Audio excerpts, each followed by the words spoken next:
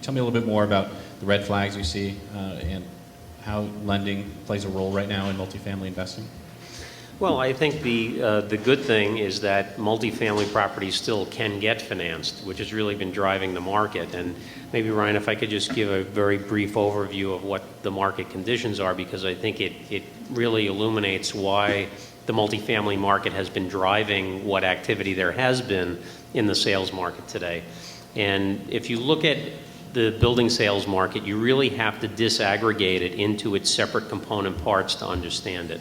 There's a huge difference today between buildings worth over $100 million and buildings worth under $100 million. And that being that it's nearly impossible to find nine-figure financing today. Most portfolio lenders that we deal with have a comfort level at about $30 million per loan as a ceiling. And at a 60% loan to value, that gives you about a $50 million property.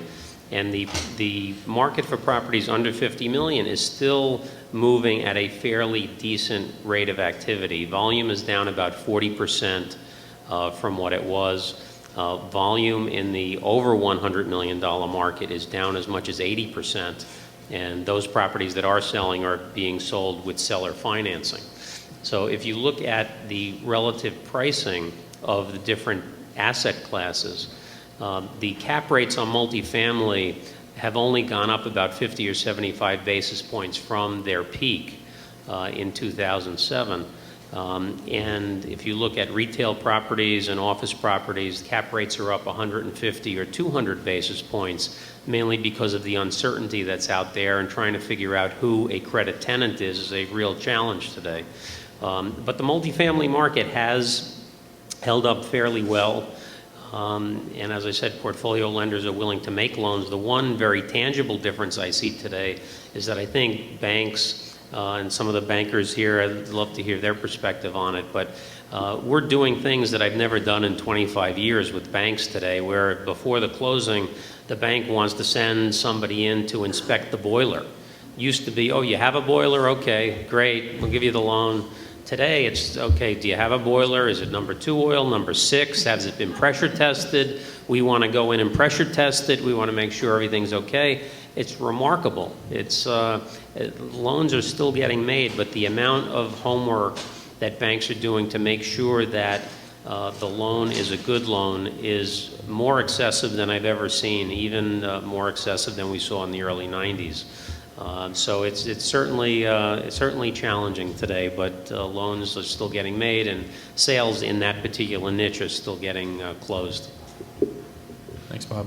So Sal, I understand you primarily do workouts. You're a special assets guy. So to the degree that you're dealing with that in terms of multifamilies, what sort of scenarios are you seeing? Let's imagine out here we have an owner who's in trouble, who's got something coming due, perhaps one of John Hornick's clients. What do you, or it's not clients, but somebody who's come to him saying, hey, this thing, lender wants to get out, what do I do? Well, first I take my baseball bat and no. No, luckily, as Robert is saying, the multifamily portfolio is probably the strongest part of our portfolio right now. We have nothing that's distressed within multifamily rented, leased properties. Where we're struggling is in the fractured condominium situation. That's many of the projects have stalled or failed as a result of no-end loans. The banks shut off providing residential mortgages on condominiums, and the rules are changing every day as we hear Fannie Mae requiring 70% of the building sold before they'll accept paper, et cetera, et cetera. It's wild. So what happens in the process of a workout is pretty simple. You meet with the borrower and you find out exactly what's going on and what are they proposed to do. And if you intend to keep the loan and work with the borrower, you generally enter into some form of forbearance agreement, which basically says the bank won't take the legal action it's entitled to take in return for certain things. And that can vary from putting more equity into the deal to selling units of condos to doing whatever's necessary to help the bank get its a loan repaid.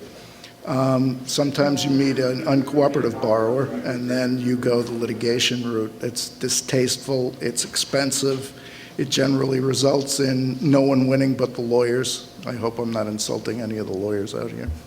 And so we try to avoid that as much as possible. However, sometimes it's very necessary, and it's part of the game. What steps should someone take when they're faced with a situation with, say, a loan coming due? Lender doesn't, for example, take the situation John was mentioning. Lender doesn't want to continue, doesn't want to re-up.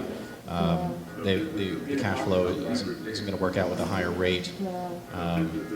What should they do in that case? Well, I'm glad to hear that there are some alternatives out there, because frankly, the borrowers that I'm dealing with are all telling us there's no way they can refinance their properties, but maybe they can, and maybe there Sal, are. just call me. Yeah, I will, believe me. We're making deals. And that's great, but there was a day when the refinancing option was the primary way out of a loan that was maturing and you didn't want to stay in.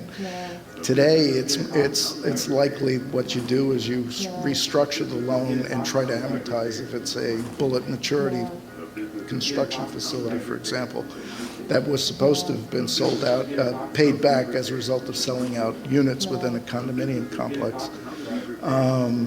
So you try to work with them and try to put something together that amortizes the loan and keeps the interest current. One of the most important things that banks are facing is just try to keep the interest current so that the loan doesn't go to non-accrual and possibly to a reserve or write-off situation. So we try to work with them, and if they can't pay interest and if they can't amortize the loan, then we're going to have to do something in the form of foreclosure, which is also distasteful.